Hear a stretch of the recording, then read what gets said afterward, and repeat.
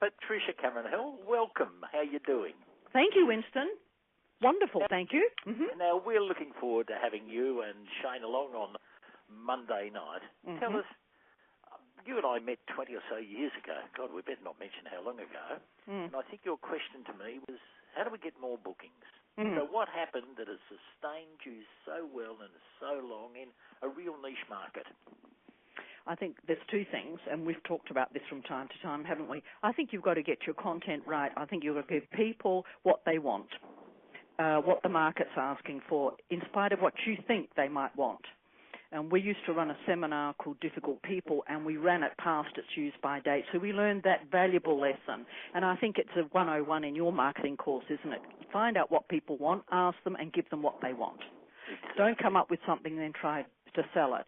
So I think you've got to get your content right. You've got to find out what you know something about, and then interpret it in a way that makes sense to people and will entertain them. So that's about content and style, delivery. That's about the speaking business. Well, presenting. But the other side, which is your forte, is marketing. I mean, you can be really good or know what you're talking about and perfect for an audience, but if you don't get them in front of you, you just don't pay the bills. And that's where our relationship has been strong. So when we came to you all those years ago, we said this, and we did have a good speaking business, but we wanted more work. I mean, we already were hiring Sandra full-time, and we had other staff after that. And you've got, you know, Australia is a small country. It's getting bigger. Now, if we were speakers in America, you just have a 90-minute session or a 60-minute session, and that would be your signature, and you just would get a new audience. But in Australia, you've got to rework the same ground. I mean, our niche has been healthcare, and no one wants to spend money in healthcare. They were better at hiring speakers and trainers years ago, but there's just not much around now. But we wanted to find out how we could have our business do more for us. So there's over all these years, what have we learned? You've got to know what you're talking about, and you've got to keep up to date with that. And humour helps because of all the benefits, and we're going to be talking about those on Monday night. And the other side is you must have a marketing perspective. You've got to develop that, whether you want it or not. And we've never hired anyone for that. You've been very generous with your time and with your materials. I mean, we've still got your set of tapes, marketing magic, and your audio programs. I think you've got to get in the zone. I think you need energy for marketing. And that's where your information and the people you talk to, that's where that comes in. So it's twofold. Does that answer your question, Winston? It does. Now, Patricia, you really talk about taking the stress out of life and out of business and in that health business. But what's important is humour. So tell us about why you use humour and how you use it. And I guess you're going to tell us the lowdown on this on Monday night, aren't you? Well, we are, and we only talk about the benefits of humour, but on Monday night we're going to be talking to speakers. We're speakers talking to speakers, and we're going to be saying, what can humour and lightheartedness do for you in your work and in your career and in your business? So how does Shane and I use humour in our lives to help us and prepare us for any speaking engagement? So it's how the speaker can use it to take the stress out of speaking, and then how you can use it as a tool to get your message across. So that's going to be twofold. So the benefits of humour and laughter, and then how can you use humour if you're not a comedic genius? Now, everyone's different. Everyone has a certain style, a humour quotient, I think they call it. Humour that works for them, but I don't think you have to be naturally funny to use humour. There's really safe stuff that you can use. I mean, we've all been at a presentation where up comes the PowerPoint. You know, if you're a speaker using PowerPoint after PowerPoint, just give the client the data projector and go home. You know, there's no energy with that. What are they buying? So, you know, that's when you need to be in the mood to sell your message.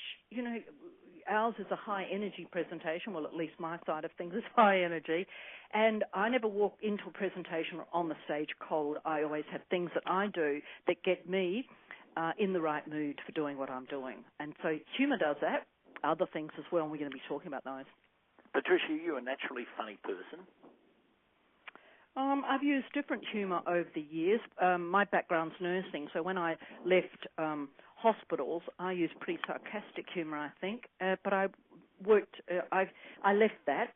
I can tell a good story, and I've got an associative memory. So what I do, if someone gives me a word or a story, I can immediately think of 5 or so, or at least 1 or 2, sometimes is all you need, of course, that will relate to that story. So I'm a quick thinker. So it makes sense for my style of humour to use interactional.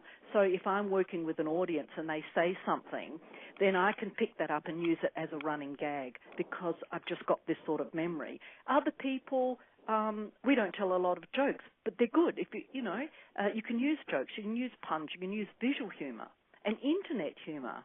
Shane has a terrific presentation by PowerPoint that satisfies the visual learners. So there we are up there, we're giving the verbal, we're giving the visual, we're showing, walking the talk, and so you appeal to people's various methods of learning. And that's what people are going to be seeing on Monday night. We're going to share, and of course the big secret that you've advertised.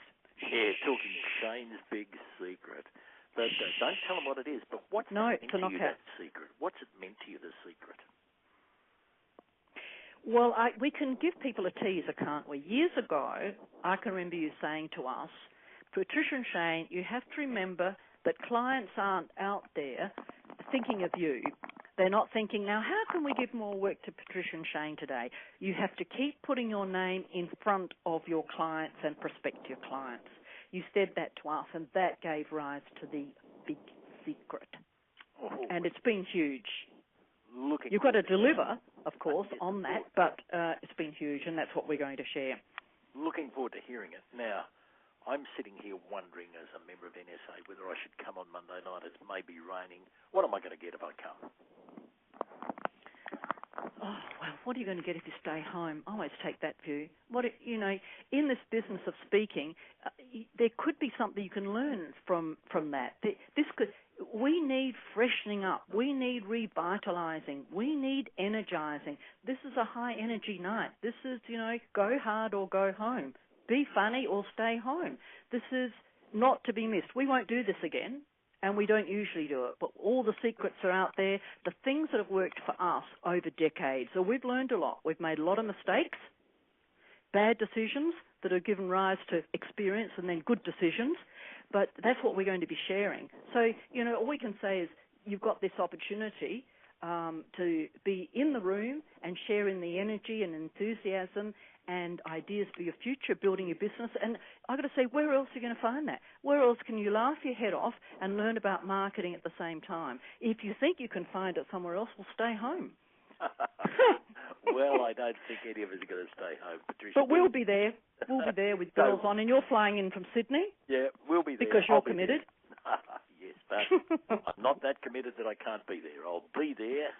Love to catch up with again and love to learn from you as I always do. Well, we're really looking forward to it. So, thank you, and thanks for the opportunity and the invitation. Really. Thank you for giving us your time. Pleasure.